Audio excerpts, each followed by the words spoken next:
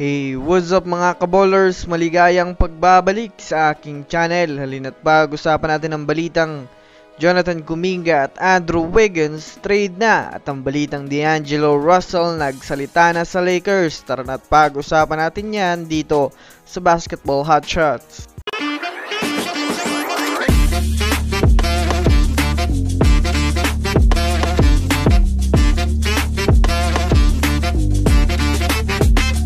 Una nga muna tayong dumako mga kaballers sa balita sa may sinabi na nga po si D'Angelo Russell sa Lakers.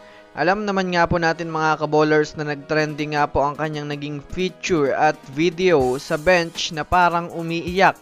Naging palaisipan nga to mga kaballers sa mga NBA fans, lalo pat mainit nga po mga kaballers ang trade rumor sa kanya.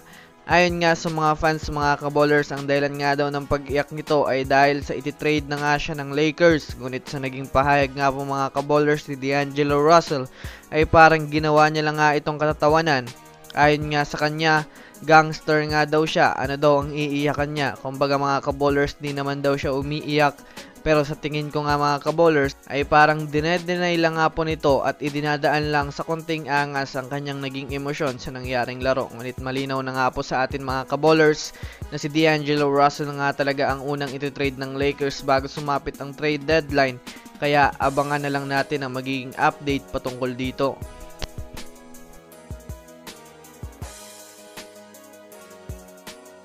Samantala, dumako naman tayo sa balitang ititrade na ng Golden State Warriors ang kanilang player na si Jonathan Kuminga at Andrew Wiggins.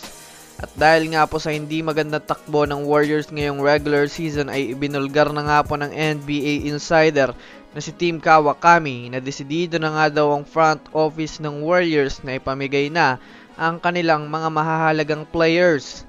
Kumbaga mga kaballers, kahit man nga ang ilan sa kanilang mga datihang player ay handa na silang bitawan ito. Kagaya na lamang na napabalitang si Jonathan Kuminga at Andrew Wiggins nga daw mga kaballers ang pinakamatunog na pangalan na gagamitin nilang trade assets ngayong trade season. Well, alam naman nga po natin mas malaki ang value ni Jonathan Kuminga kumpara kay Andrew Wiggins dahil na rin sa mas maganda ang performance ni Kuminga ngayong taon.